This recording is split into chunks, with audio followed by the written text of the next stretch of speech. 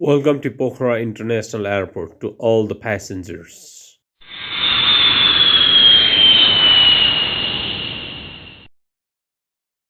को दिन यहाँहरूलाई समर्पित गर्न समेत चाहन्छु